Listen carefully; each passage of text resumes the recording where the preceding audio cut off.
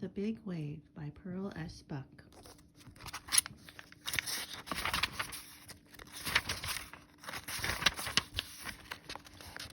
Kino lived on a farm. The farm lay on the side of a mountain in Japan. The fields were terraced by walls of stone, each one of them like a broad step up the mountain.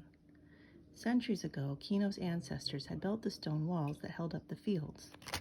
Above all the fields stood the farmhouse that was Kino's home. Sometimes he felt the climb was a hard one, especially when he'd been working in the lowest field and he wanted his supper. But after he had eaten at night and in the morning, he was glad that he lived so high up because he could look down on the broad blue ocean at the foot of the mountain. The mountain rose so steeply out of the ocean that there was only a strip of sandy shore at its foot.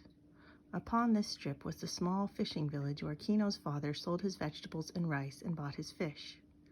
From the window of his room, Kino looked down upon the few thatched roofs of the village running in two uneven lines on both sides of a cobbled street. These houses faced one another, and those that stood beside the sea did not have windows toward it. Since he enjoyed looking at the waves, Kino often wondered why the village people did not, but he never knew until he came to know Gia, whose father was a fisherman. Gia lived in the last house in a row of houses toward the ocean, and his house did not have a window toward the sea either. "Why not?" Kino asked him. "The sea is beautiful." "The sea is our enemy," Gia replied. "How can you say that?" Kino asked. "Your father catches fish from the sea and sells them, and that is how you live." Gia only shook his head. "The sea is our enemy," he repeated. "We all know it." It was very hard to believe this. On hot sunny days when he had finished his work, Kino ran down the path that wound through the terraces and met Gia on the beach. They threw off their clothes and jumped into the clear sea water and swam far out toward a small island which they considered their own. Actually, it belonged to an old gentleman whom they had never seen except at a distance. Sometimes in the evening he came through the castle gate and stood looking out to sea. Then they would see him, leaning on his staff, his white beard blowing in the wind. He lived inside his castle behind a high fence of woven bamboo on a knoll outside the village. Neither Kino or Gia had ever been inside the gate, but sometimes when it was left open, they had peeped into the garden. It was beautiful beyond anything they could imagine. Instead of grass, the ground was covered with deep green moss, shaded by pine trees and bamboos. And every day gardeners swept the moss with bamboo brooms until it was like a velvet carpet. They saw Old Gentleman walking under distant trees in a silver-gray robe, his hands clasped behind his back, his white head bent. He had a kind, wrinkled face, but he never saw them.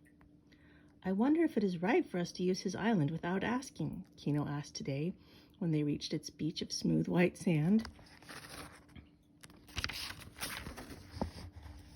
"He never uses it himself," Gia replied.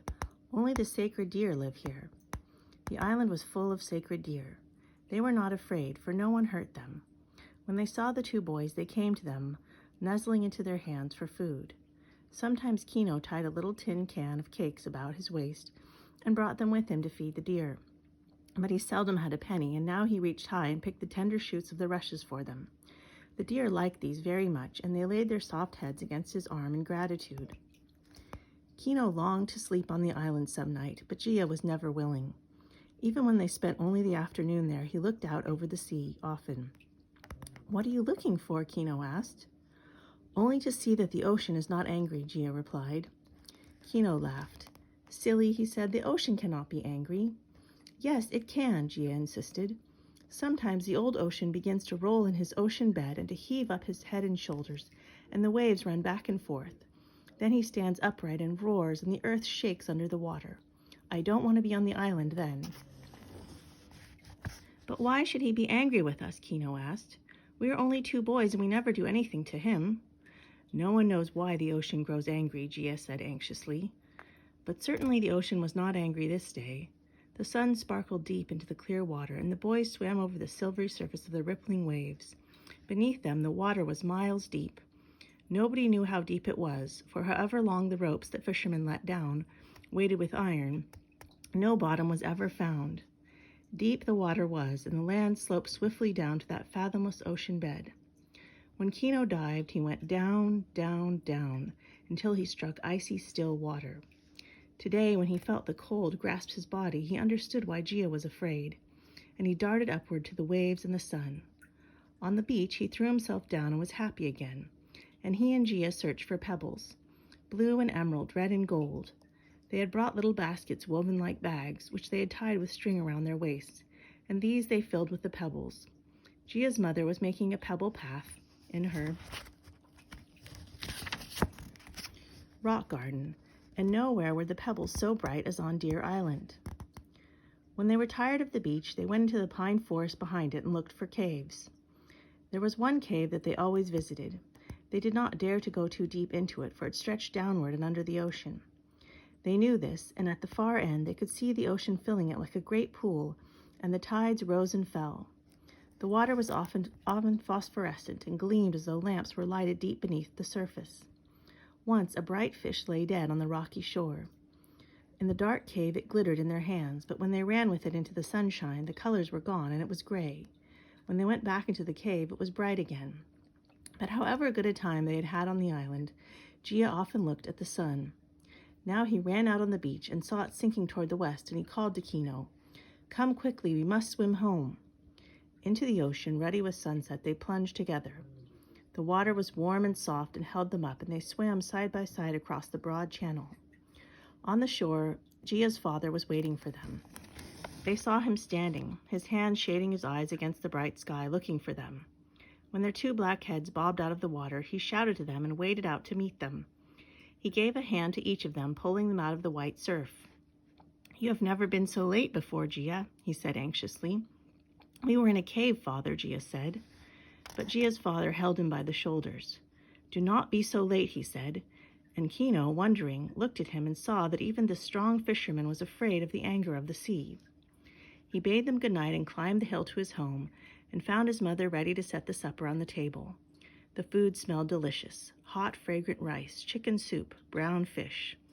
No one was worried about Kino. His father was washing himself, pouring water over his face and head with a dipper, and his little sister Setsu was fetching the chopsticks. In a few minutes they were all sitting on the clean mat around a low square table, and the parents were filling the children's bowls. Nobody spoke, for it is not polite to speak until the food is served and everybody has had something to eat. But when the supper was over and Kino's father was drinking a little hot wine out of a very small cup, and his mother was gathering together the black lacquered wood rice bowls, Kino turned to his father. "Father, why is Gia afraid of the ocean?" he asked. "The ocean is very big," Kino's father replied. "Nobody knows its beginning or its end." "Gia's father is afraid too," Kino said. "We do not understand the ocean," his father said. "I am glad we live on the land," Kino went on. "There's nothing to be afraid of on our farm." "But one can be afraid of the land too," his father replied. "Do you remember the great volcano we visited last autumn?" Kino did remember. Each autumn after the harvest was in, the family took a holiday. They always walked, even little Setsu. They carried packs of food and bedding on their backs, and in their hands tall staffs to help them up the mountainsides. And then, forgetting all their daily tasks, they walked to some famous spot. At home, a kind neighbor tended the chickens and looked after the place. Last autumn, they had gone to visit a great volcano 20 miles away. Kino had never seen it before, but he had heard of it often, and sometimes on a clear day, far to the edge of the sky, if he climbed the hill behind the farm, he could see a gray fan-like cloud. It was the smoke from the volcano, his father had told him. Sometimes the earth trembled even under the farm. That was the volcano too. Yes, he could remember the great yawning mouth of the volcano. He had looked down into it, and he had not liked it. Great curls of yellow and black smoke were rolling about in it, and a white stream of melted rock was crawling slowly from one corner. He had wanted to go away, and even now at night sometimes when he was warm in his soft cotton quilt in his bed on the matting floor, he was glad the volcano was so far away, and that there were at least 3 mountains between. Now he looked at his father across the low table. "Must we always be afraid of something?" he asked. His father looked back at him. He was a strong, wiry, thin man, and the muscles on his arms and legs were corded with hard work. His hands were rough, but he kept them clean, and he always went barefoot except for straw sandals. When he came into the house, he took even these off. No one wore shoes in the house. That was how the floors kept so clean. "We must learn to live with danger," he now said to Kino. "Do you mean the ocean and the volcano cannot hurt us if we are not afraid?" Kino asked. "No," his father replied, "I did not say that. Ocean is there and volcano is there. It is true that on any day ocean may rise into storm and volcano may burst into flame. We must accept this fact, but without fear. We must say, 'Some day I shall die, and does it matter whether it is by ocean or volcano or whether I grow old and weak?'" "I don't want to think about such things," Kino said. "It is right for you not to think about them," his father said. "Then do not be afraid.